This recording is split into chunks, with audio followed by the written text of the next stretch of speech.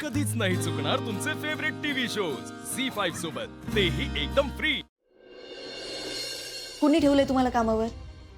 Madam, जीजीने आम्हाला कामावर ठेवलंय। आम्ही अनाथ आहोत। जीजी आम्हाला जेवण खाणे देतात आणि कामाला लावतात।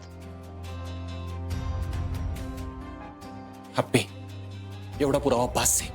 हा साहेब, ही जर पोरग कोर्टात खरं बोललं ना तर जीजी आहे ना पोलिसांसोबत खोटं बोलते ही सिद्ध होईल आणि कोर्ट त्याचा समाचार घेईल। एक मिनिट, तुम्ही असं पोरांना फितवू शकत नाही। तुम्ही मध्ये बोलू नका, तुम्ही जरा शांत राहा। असं कसं? मी माझा स्वतः गुन्हा कबूल केलाय ना। ज्याला त्रास झालाय ना आम्ही फक्त त्याच खरं मानतो, कळलं का? हे बघा मुलांनो, तुम्ही हे सगळं कोर्टात सांगाल ना? हा, ए तुम्हाला कळतंय ना तुम्ही कोणाबद्दल बोलताय ते? अरे हे पोलीस उद्या बाजूला होतील, पण जीजी काय आहे तुम्हाला माहिती आहे ना। तो सोडणार नाही तुम्हाला। पोलीस स्टेशन मध्ये धमकी देतो का? अरे मला शांत करचाल हो, पण या पोरांच्या डोक्यात नको ते कशाला भरवता? असं फितवून तुम्हाला पाहिजे ते बोलून घेऊ शकत नाही। अनाथ आहे ते सगळे। समजा उद्या रस्त्यावर गाडीनं ठोकलं तर कंप्लेंट करायला सुद्धा कोणी यायचं नाही। जर शांत बसला तर जीजी आज ना उद्या बाहेर काढेल तुम्हाला, पण काय बोलला तर जीव गमावा लागेल, लक्षात ठेवा। पोलीस स्टेशन मध्ये येऊन धमकी देतो का रे? साहेब, तुम्हाला कबुली ऐकायला येत नाही, धमकी ऐकायला आली। अर्जुन, एकदा का मुलांकडून स्टेटमेंट मिळालं ना की मग यांच्याकडे बघू आपण। ए बाळांनो, तुम्ही हे खरं खरं बोलाल ना? कोर्टामध्ये बोलाल ना हे सगळं? मॅडम, आम्हाला नाही काय माहिती यातलं। आम्हाला नाही बोलायचं यावर। अरे पण तुम्ही जबरदस्ती करू नका मॅडम, लहान मुलं आहेत ती। चिंचुके, आत घेऊन जा सगळ्यांना।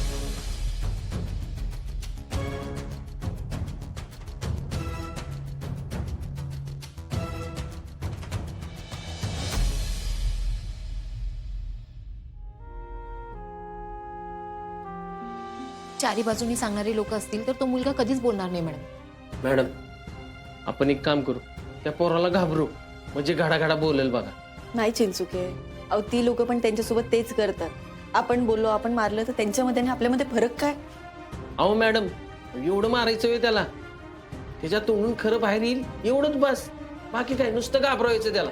नाही चिंचुके, त्याला जर मारलं तर तो इथे खरं बोलेल, पण त्याने कोर्टात जाऊन स्टेटमेंट बदललं तर मग काय करायचं? हो मॅडम, हे अगदी खरं आहे।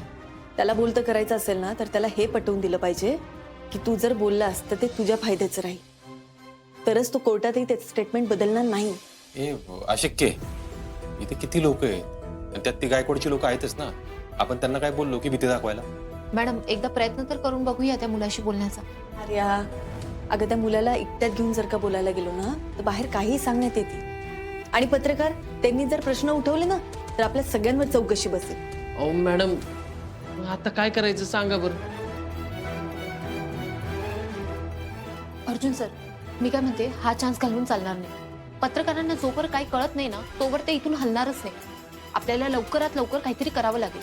हा, पण बिना पुराव्याचं असं पत्रकारांच्या समोर जाणं म्हणजे आपणच तोंड कशी पडण्यासारखं असं मला तरी वाटतं। साहेब, अहो ती पोरग खरं बोललं तर काहीतरी पुरावा मिळेल आपल्याला, नाहीतर त्या अत्तारला ताब्यात घेतल्याशिवाय पर्याय राहणार नाही आपल्याला।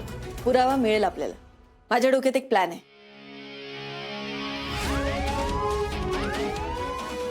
हे बघा,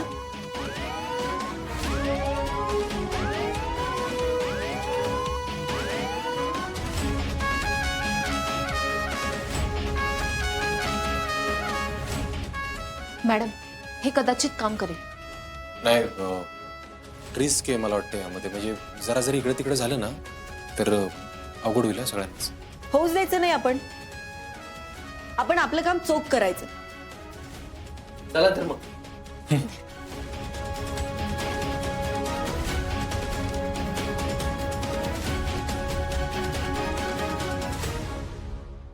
मॅडम, घ्या बोल। नाही नाही, मला काहीच माहित नाही। मला काहीच बोलायचं नाही। अरे मॅडम काय बोलतात ती तर पहिल्यांदा ऐकून घे। मॅडम, प्लीज सोडा मला।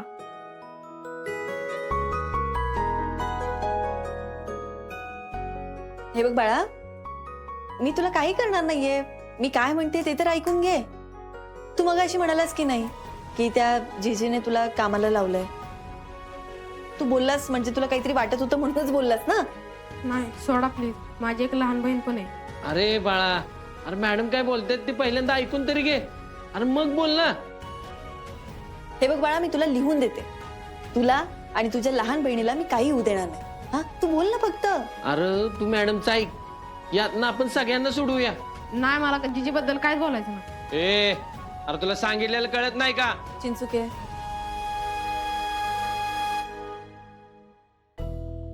ठीक आहे बाळा, तुला आता नाही ना बोलायची इच्छा, नको बोल. जा तू, जा जा जा. बघितलं, मिळाला पुरावा. आता काय पुरावा मिळाला हे वेगळं सांगायची गरज नाही. आर्या, चल.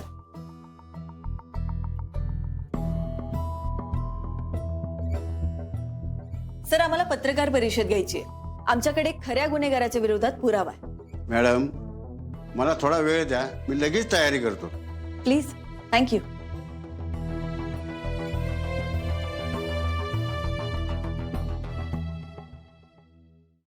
ऐका ना, सावंत काका सांगतायत की कलेक्टर मॅडम आपल्याशी बोलणार आहेत. त्यांना आत्ताच कुणीतरी मुलगा एक विटनेस म्हणून सापडलाय. चला त्यांच्याकडे, चला जाऊया.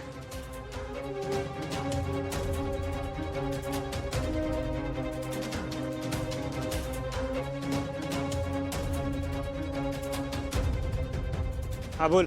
कलेक्टर मॅडमने आता एका मुलाला विटनेस म्हणून तयार केले. तुम्ही लवकर पत्रकार परिषद बघा. बघतो. मॅडम, जीजीने आताच तुमच्या समोर गुन्हेगाराला उभं केलं, त्याबद्दल तुमची काय प्रतिक्रिया आहे? आमच्याकडे विटनेस आहे. तो जे बोलेल तेच खरं मानलं जाईल. आणि जीजी ज्यांना घेऊन आलेत ते? मला एक सांगा, तुमचं काम काय? पत्रकारिता, सगळ्या बातम्या आहेत तशा लोकांपर्यंत पोहोचवणं. करेक्ट. मग तसंच गुन्हेगाराला शोधणं हे पोलिसांचं काम आहे ना. आता अमुक तमुक एखादा माणूस येऊन कबुली देत असेल म्हणून तो गुन्हेगार म्हणून सिद्ध होत नाही. त्यासाठी पोलिसांच्या तपासातून काही पुरावे लागतात. म्हणजे तो माणूस गुन्हेगार नाहीये तर? आमच्याकडच्या विटनेसने त्याला कामावर कुणी ठेवलं हे सांगितलंय. उद्या मकर संक्रांत आहे. त्या मुलाला आम्ही अशा सुरक्षित ठिकाणी घेऊन जाऊ जिथे कुणी त्याला फितवणार नाही, तर तो प्रामाणिकपणे त्याची कबुली सिद्ध करेल. मॅडम, अजून एक प्रश्न आहे. तुर्तास तरी एवढं. या केसबद्दल अजून काही कळालंच तर आम्ही नक्कीच तुमच्याशी संपर्क करू. थँक्यू. त्या कलेक्टर बाईनं आपल्याच पोरांमधल्या एकाला आपल्या विरुद्ध साक्ष द्यायला तयार केलं असं दिसतंय जीजी. कलेक्टर बाई अशी आपला पिच्चा सोडेल असं वाटत नाही. नाही, तिचं नंतर बघू आपण, पण त्या पोराचा काहीतरी इलाज केला पाहिजे जीजी. कारण त्या पोरांना आपल्या विरुद्ध कोर्टात साक्ष दिली ना तर वाट लागेल आपली. काहीच करता येणार नाही. म्हणून सांगतो, त्या पोराला कोर्टात पोचून देऊ नका. जीजी, तुम्ही काहीच काळजी करू नका. आपल्या त्याच माणसाला त्यांचा पाठलाग करायला होतो. आलोच.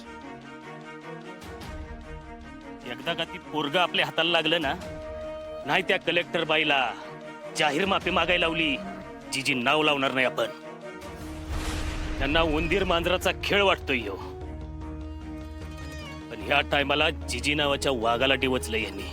त्या नवरा बायकोला असं सोडणार नाही मी. झी 5 ॲप डाउनलोड करा आणि पहा सर्व एपिसोड्स एकदम फ्री.